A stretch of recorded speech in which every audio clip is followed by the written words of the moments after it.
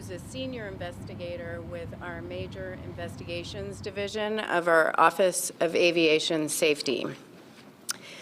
Today is our first full day on the scene, and our entire team has arrived. Our investigator in charge, which is Bob Gretz, is actually still on the scene and couldn't join me today. But I think a lot has been accomplished today. And I'm going to go through some of those things. First, we've requested a lot of documents. We've requested inspection and maintenance records of the propellers, the airframe, and all 4 engines. We are able to determine from the information, the preliminary information that we've received, is that the last major inspection was conducted in January of 2019. That inspection is called a continuous airworthiness inspection. From there are requirements to have progressive inspections. Think of it a lot like a car where you would have service at 10,000, 20,000, 30,000 miles. This would be inspections and maintenance at 25 hours, 50 hours, 75 hours, and 100 hours, and then it would start all over again. What I will say is we've received a lot of that information. We have not analyzed that information. That's for a later time. So we do not know the quality of those inspections. We don't know if there were any issues identified, and we will be looking into that as part of the investigation. Additionally, we've requested training records for the flight crew and others that worked on the plane.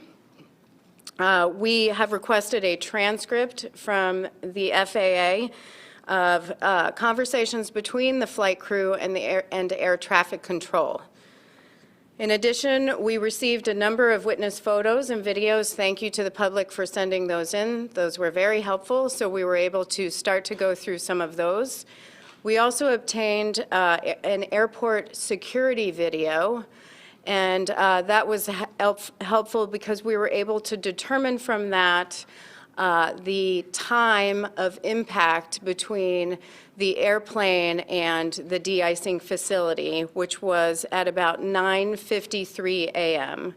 So the preliminary information is telling us that the plane took off, I've seen 9:45 and 9:47, but around 9:45, we know that the flight crew radioed the tower around 9:50, and we know that impact between the airplane and the de-icing facility is now around 9:53 a.m. Our investigators began interviewing other pilots with the Collings Foundation. A lot of those pilots are volunteer pilots, so those interviews are continuing, and we'll have a number of other interviews that we are scheduling. We also conducted an initial exam of the wreckage. We are aware that the pilot radioed air traffic control and stated there was an issue with one of the engines. We identified that engine in the wreckage, and we secured it for further examination. We also moved part of the wreckage, which was resting on top of a de-icing fluid tank at the de-icing facility. We conducted a fuel sample of the tank in the right wing of the airplane, and the fuel, we believe, was 100 low-lead aviation gas. We also walked the path the plane took once it made contact with the ground. And we looked at ground scars. Those are marks on the ground from anything that may have hit the ground. And other witness marks. There are a number of lighting poles out there, so we looked at those as well to see what witness marks were on those. We were able to determine that the plane made contact with the approach lights at about 1,000 feet from runway 6, or the threshold of runway 6, and had hit in some way about 30 approach lights, which are on breakaway poles. We used the drone to begin mapping the plane's path to its final resting location. And tomorrow we begin to document and move the wreckage. And what I mean by document is there will be a number of photos taken, and our investigators will start to write down, they'll write down descriptions of what they see that is part of the wreckage. Now, a little bit about the aircraft. I wanted to give you more background on the aircraft, its accident history, and just talk about accident history of World War II era bombers. As I mentioned, the tail number is November 93012. According to FAA records, it's a Boeing B-17G. There are 16 Boeing B-17Gs that are registered in the United States right now. The airplane was manufactured in 1944, and it's powered by 4 piston-driven engines. It was purchased by the Collings Foundation in 1986. It was involved in 1 accident and 1 incident. The 1 accident, NTSB investigated in 1987, where it overran a runway in Pennsylvania. It was also involved in 1 incident in 1995 that we did not investigate in Nebraska, and that's where a landing gear failed to deploy. Since 1982, the NTSB has investigated 21 accidents involving World War II era bombers. 3 of those involved B-17Gs, and that does not include this one because we don't have the final numbers. Of those 21 accidents, those resulted in 23 fatalities and 1 injury. So with that, I just want to remind folks to monitor our progress at NTSB_newsroom. Before I ask for questions, I do want to thank the Connecticut Airport Authority and the Connecticut State Police and others for their continued support. It's been phenomenal. I will take questions if you could raise your hand and state your name and your affiliation. Yes. Matt Karen from Fox 61. These piston engines, can you speak to the reliability of those in relation to a modern day engine? Do you want to take that? As long as they are maintained properly, then they're very reliable, and there's certainly plenty other aircraft flying these type of engines. It's my understanding, though, that with these piston engines, there's a vibration that happens from the rods and cylinders that move up and down that would make it less reliable than a rotating engine. Is that the case? Right. I don't think we're at any point to make that determination. That's why we're going to be removing the engines for further examination. Yeah. Matt Austin with NBC Connecticut. Can you talk about your impression, having seen now the wreckage? How much of the plane is left? There are significant pieces of the plane left. We have tires, we have both wings, we have all 4 engines, and then the tail, and several pieces of the plane. There was significant fire damage, however, and damage to 2 of the buildings at the de-icing facility, damage to 1 of the tanks, and damage to 2 trucks. Chris. Chris Van CBS News.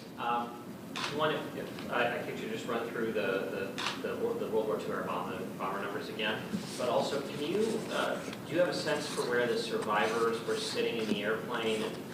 There's been talk how one of them opened a hatch to help other people get out. Can you give us some information if you were able to tell where that happened? The question is, where were there survivors on the plane, and if I could run through the World War II era bomber accident information. Since 1982, and that's really when the NTSB began collecting information in a database. So since 1982, the NTSB has investigated 21 accidents involving World War II era bombers.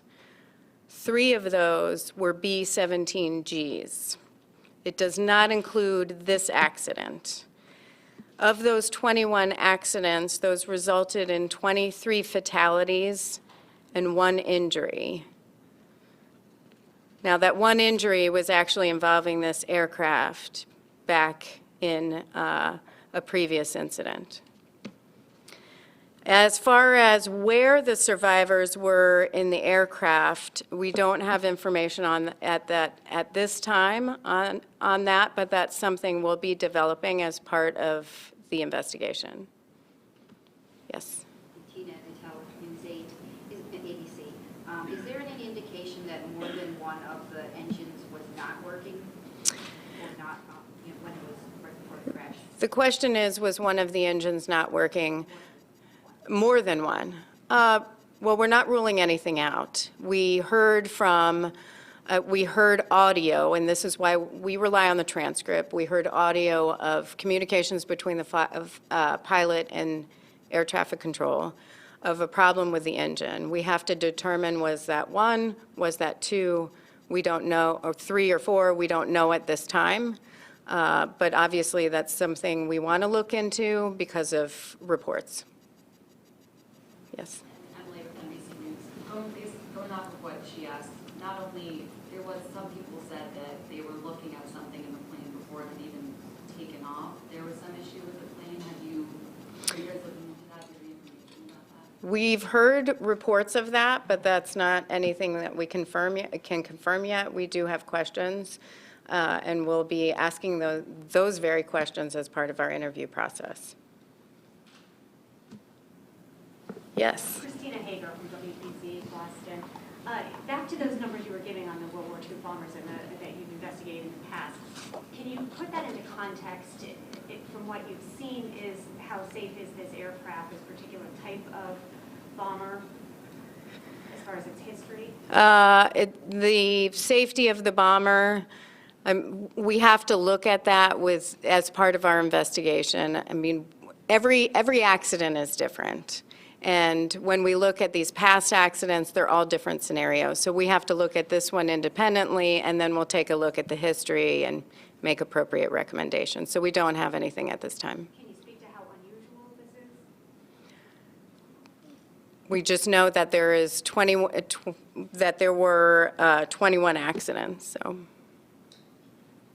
Yes. When the plane hit these approach lights that you mentioned, is that enough to bring the plane down itself, or you said it veered to the right? Is that enough to make it veer? What role did those approach lights being hit play? The question is, what role does the approach lights play in the accident scenario itself? We know that the pilot radioed that there was concern with the airplane and then circled back around to runway 6. We know that there was impact about 1,000 feet out from the threshold of the runway. But that's obviously something we're going to look at as part of the investigation is, did hitting any of this play a role? We do know that from some of the witness marks and some of the video,